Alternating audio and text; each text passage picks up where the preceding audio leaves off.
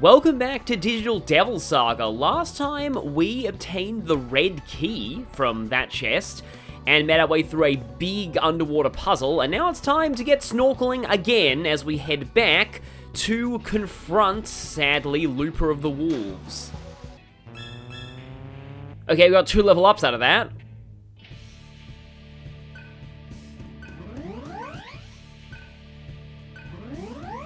+1 strength on Cielo is weird. And we're back here. On the way, I just realized something. Can I just say how much encounter just ruined that. How much I love the aesthetic of the Samsara waterways. Just the kind of blue-green colors of the lights and the water, combined with the sort of blue-gray, like, material of the walls.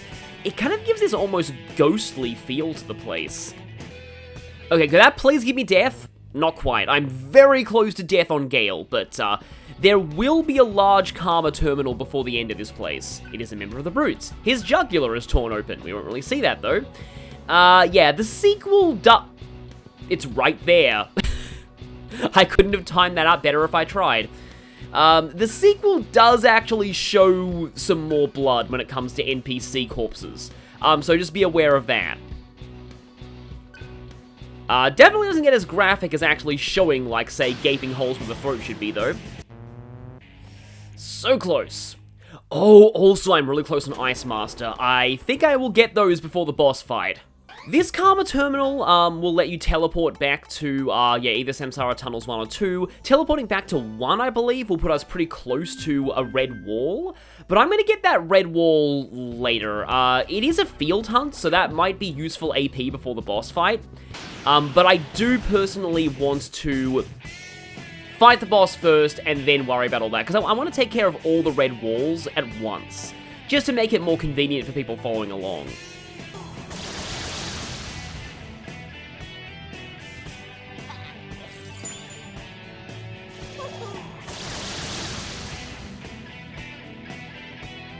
Oh, that actually could have given me a second chance at an item drop, so I'm sad that didn't happen. It is kind of funny, though, that enemies getting extra press turns when another thing on the field is confused can work against them. There we go. Marmuta on and Death Repel. But I am mostly concerned with Surf. He's a member of the Brutes. His jugular is torn open. Hopefully that won't be us soon. There is something in his hand, okay. 2 rare. Yes, we got 2 rare. Rations aren't really great at this late in. And Ice Master, Bufudine, but more importantly, Ice Amp. Gonna explore this end first just to break through those walls and get this room on the map. Which is just a roundabout way to get over, Wow, that area was totally pointless. I guess it mainly exists for flavor, just to make these waterways seem more like a real place. Uh-oh. I think this is actually the first time we've seen Petrification in this game. Petrification, we'll probably be seeing it more in the next dungeon. It's considered a death status effect. And do I have any? Yeah, I have 1 Dis Stone. Should probably buy more of those, because again, we will be seeing them more in the next dungeon. Well, actually, hopefully we won't, thanks to Death Repel, which will block it.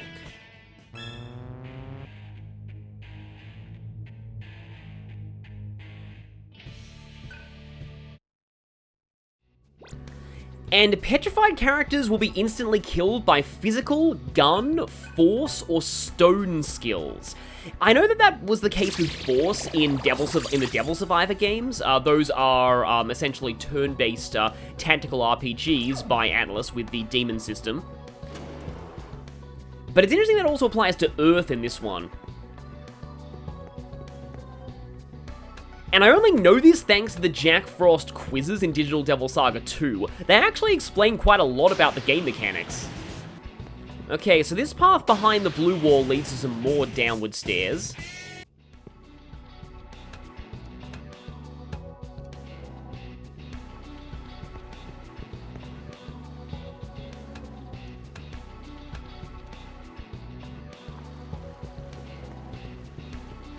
Which takes us to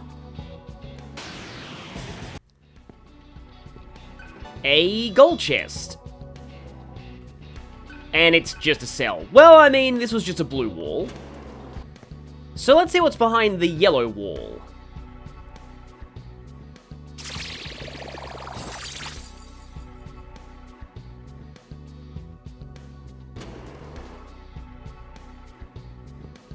And it looks like it's yet another, might only be one ladder.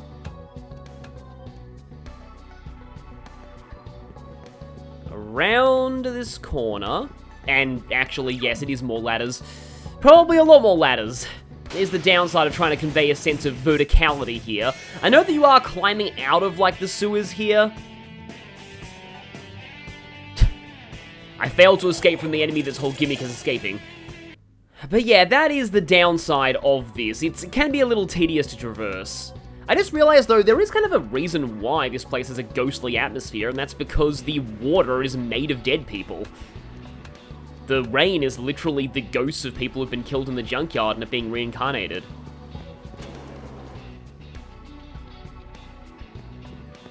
Okay, this one had better be better. Wait, it's exactly the same. Oh, that's the worst time to get a stomachache. Just about to say, that's going to be really good for Cielo's mantra, but no. Another 2 more level ups. In fact, it looks like Heat and Cielo are pretty in sync with their experience right now, which is kind of funny. I think the only reason Heat's strength is that much higher than his vitality is because I've been using most of my strength noises on him.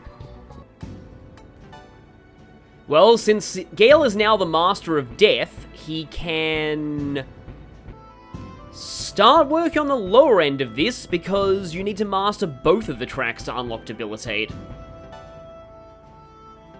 At least these will go by pretty fast. And I'll get Surf onto Fire Emperor, and, somewhat fittingly, I think Heat might mirror him and go for Ice Master. Okay, so, Lupa is waiting just up that ramp near the ladder you might be able to see. And so let's go over my skills here. So, for this fight, you will want a lot of fire shields. Fire Repel or Drain is even better because that will cancel all of his press turns. You might also want some death protection though, because the boss will use Gate of Hell, a physical attack to the whole party with a chance of petrification. Death Resist is going to kind of block that, and I think Void Death will negate the secondary effect of petrification. The problem is I can't keep that in Void Fire or Fire Drain up at the same time. Now, you also want a mix of physical and magical skills, of any element besides fire, because this whole boss drains fire. For Surf, I've obviously gone with Kokaitis and Bufudyne, with backed by Ice Boost and Ice Amp. Again, anything that is not fire will work. Whereas physical skills are going to be very good for another specific part of this boss. And he's got Power Charge to maybe try that out. I have Taunt just in case I need to lower defense. I've got Tarunda to lower enemy attack, though the boss is primarily magic-based. You might want access to Dekunda and Dekaja, because this boss will attempt to debuff you. It can also cancel its own debuffs with Dekunda, so yeah, your debuffs might not stick for a whole, for a long length of time. Okay, can I reach the boss without being interrupted by any further things? I can!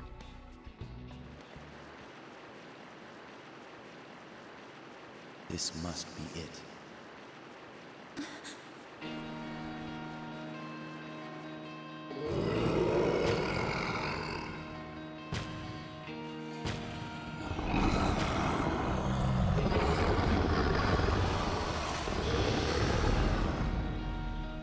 Lupa. Wait. It's not the same anymore.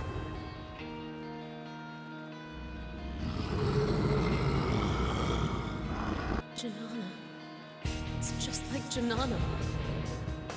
Sarah, can't you help him? I don't think I can. It's too late. I can't do anything now.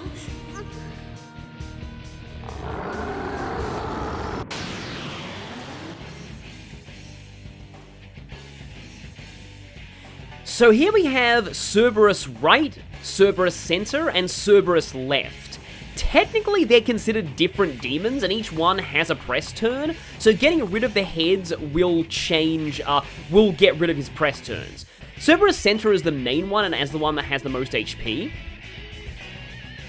And it mostly uses fire spells, and the occasional physical attack backed by power charge or mind charge. It can also counter-strike against physical attacks, so maybe don't hit it with physical. It also takes 70% damage from physical and gun, even though it's not flagged as a resistance. Any of the heads can also combo with one other head for Phlegethon, heavy fire damage to all foes, or with two other heads, so all three of them, for, yeah, this is a Greek word, I'm not great at pronouncing Greek, for mega fire damage to all foes. The right head is the buffing head. It can also use Ice Repel, even though Ice isn't specifically the main weakness of this thing. I probably could have gotten with something else on Surf, but I like Ice because Cocytus. It will use Tarukaja, Rakukaja, Makukaja, and will also debuff you. It also can use Mamudo, though the chance of that really doing anything significant is pretty low. And it can also do the combos. Now, this one resists electricity, force, and earth, not ice though, but it takes 150% damage from physical and gun attacks without giving any press turns, so it's not actually a weakness, but I like to call this a soft weakness. And similarly, the left head of Cerberus has a soft weakness to all magic besides fire. So it will take 150% damage from those elements, but it will not give you any press turns. All of the heads absorb fire and nullify ailments, death, and expel. The left head heals, and sometimes uses Mahama, but that's really the main thing it does. It can also counter-strike, but you're not going to use physical attacks on that head anyway. Just avoid area effect physical attacks in general, because you might get counter-strike by both of these heads. So yeah, kind of a complicated fight. But basically, you want to use physical against the right head and magical against the left head.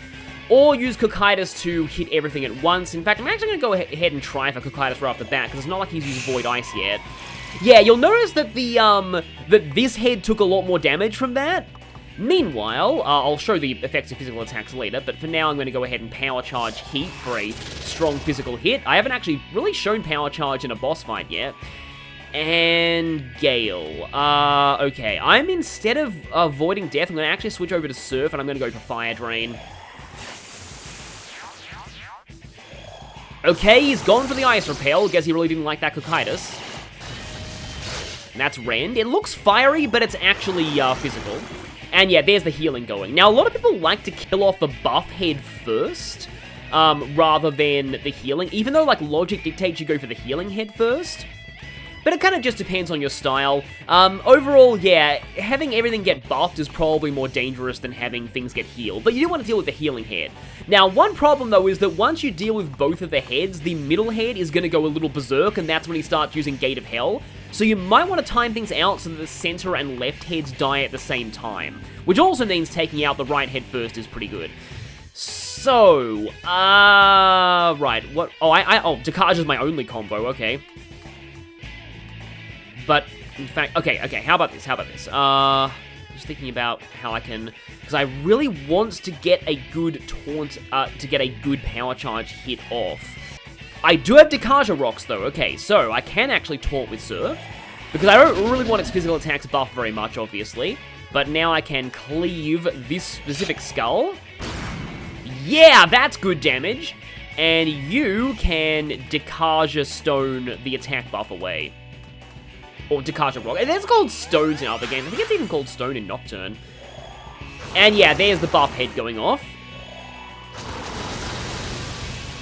Though Surf will risk getting a weakness hit. Mahama? Okay. Of course, Surf was the only one who got hit by that. And Makukaja.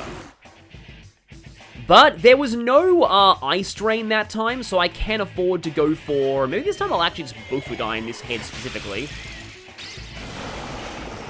Yep, that head is already down. That was not even mind charged or anything. Because Surf backed by Ice Boost, Ice Amp is ridiculous. But let's see if this will finish that head. Yep, that head is gone. Here is the problem, though. I probably want to avoid death now. I may actually be a little low on health for this phase. We'll see. I just don't want to get petrified. No, just going for rend. I mean, Surf's probably... Nope, he survived. Nice, okay. So now I can Kokaitis and get the multi-hits on a single thing. The Central Head does have Counter-Strike, so Heat is a bit of a risk here.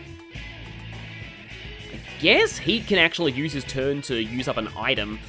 I mean, I don't actually think Medical Kit's going to help a whole ton. But it's better than nothing. Okay, Gail, I could go for Tarunda, but no, I probably want to actually pass and go for Kokaitis again. Only 2 hits that time. Okay, Psycho Rage. He's probably going to use Gate of Hell. No Miragion, but these turns are all blinking, so he's not going to get any extra turns from that. I like how he has kind of scythes on his claws. No, I mean, Surf's probably dead, but, did not actually use Gate of Hell that time. I really, really would like Surf back up, though. To Revival Gem U. And, okay, I'm actually tempted to see just how much Bufudyne does on its own. Which is probably my best option here, honestly. Or I just use Kokaitis again because muscle memory, and Kokaitis is OP. Mind Charge. Well, your only, magical attacks all involve fire, so I'm not too worried about that. Yeah, if you get more than 2 hits with Kokaitis, it will do more, but maybe against single targets, that's a little more reliable. It's going to set up the Fire Drain just in case. And the middle is down to red, so maybe another Bufudyne will do it. Yeah, there it goes. All 3 heads down. The main thing people worry about in that fight is Gate of Hell. I'm not sure why he didn't use it, but he can get quite scary if he starts spamming that. Especially since I don't have any Disc Stones. I probably will buy Disc Stones for the next dungeon. You know, it's kind of fitting that Gail got the HP recovery from that.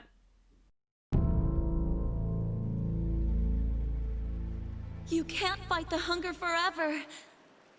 Once it takes over, nobody can help you anymore. That's why God said, this cycle of sadness must not continue. But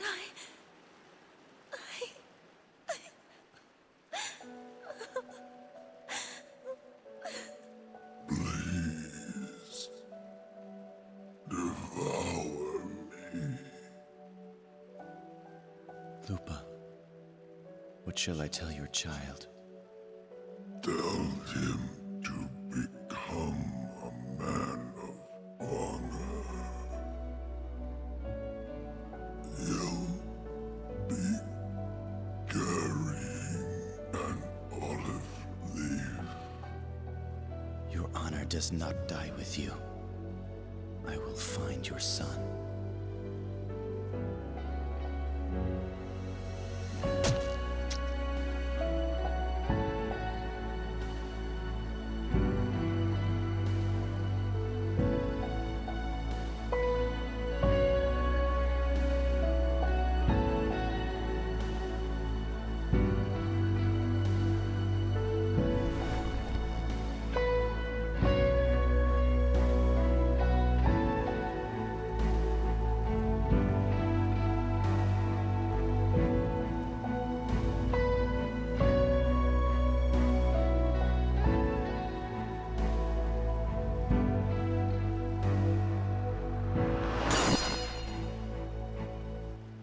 Angel or demon, you will surely regret giving me this cursed power!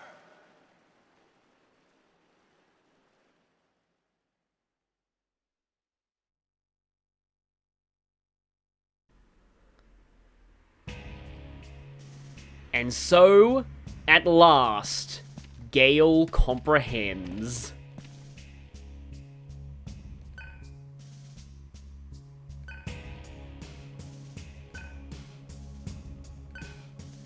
Huh, we have a few Brute members who aren't going to immediately attack us. I guess they probably realized what we were capable of down in the tunnels.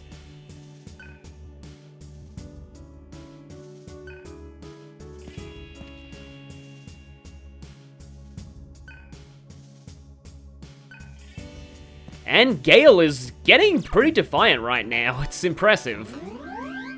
I said before that Gail is kind of like the main character of this game in a lot of ways.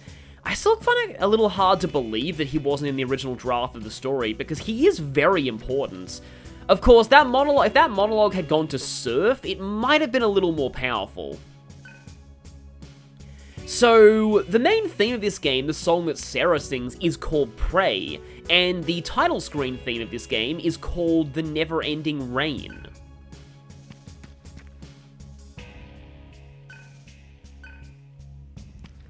So it turns out that Varen's headquarters is kind of a mundane mansion.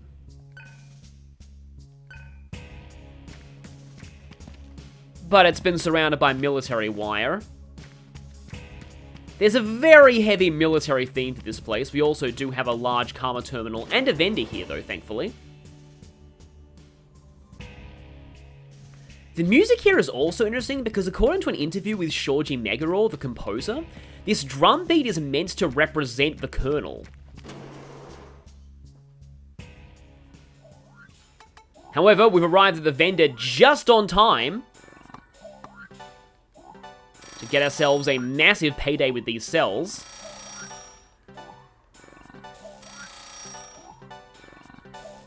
I have a luck noise I haven't used. Who should get that?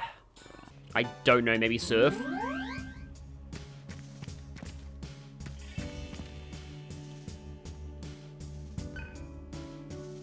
Yeah, he is the last tribe leader left now besides Surf. We've effectively conquered everybody else. And welcome to Ajna.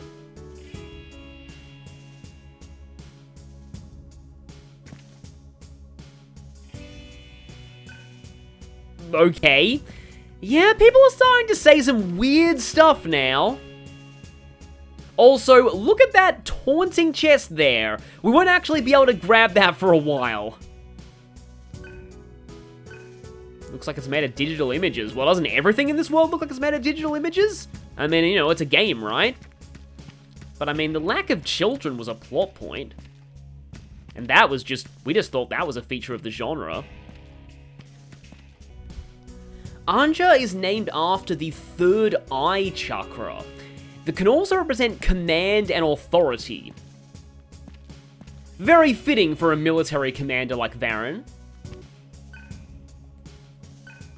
Now this right here would normally lead us back to the world map. We can't go through it just yet. We're pretty much in it to win it at this point, although pretty sure that we are still able to leave via the waterways if we want to. It's just a little tedious to get back here.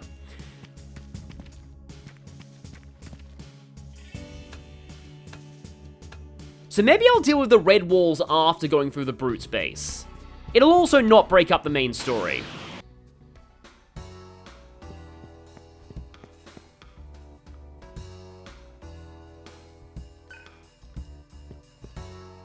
As a proof of concept, you can actually teleport back to here via the large karma terminals in the waterways, and the wolves here have different dialogue. I still love the symbolism of Gail now carrying both Lupa and his own tag rings. Though I do wish that Ajna inherited Jinana's ring.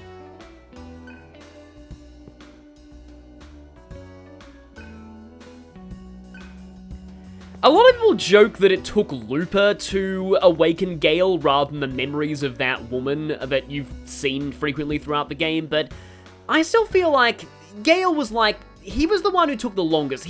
There were many moments where he was right on the cusp of awakening, but he wasn't quite there yet. But I think it's more that he just took the longest to really realize or, you know, comprehend the true nature of the junkyard.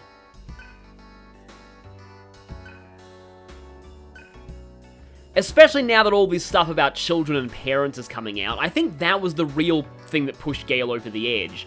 Knowing about family ties, let's just say. And proof of concept, if you do make your way all the way here on foot, you can't go back to Ajna via the world map. So probably best to deal with Varen before you take care of any side contents. And that's what we will be doing next time, even though there is technically a red wall in the waterways. I want to take care of all the red walls in one video. At least the ones that aren't in the Brute's base. So, I'll see you all next time when we infiltrate Varen's stronghold. Don't ever call me by that name. I am a colonel. Colonel Beck. Or rather, Colonel Beck's stronghold. Sorry.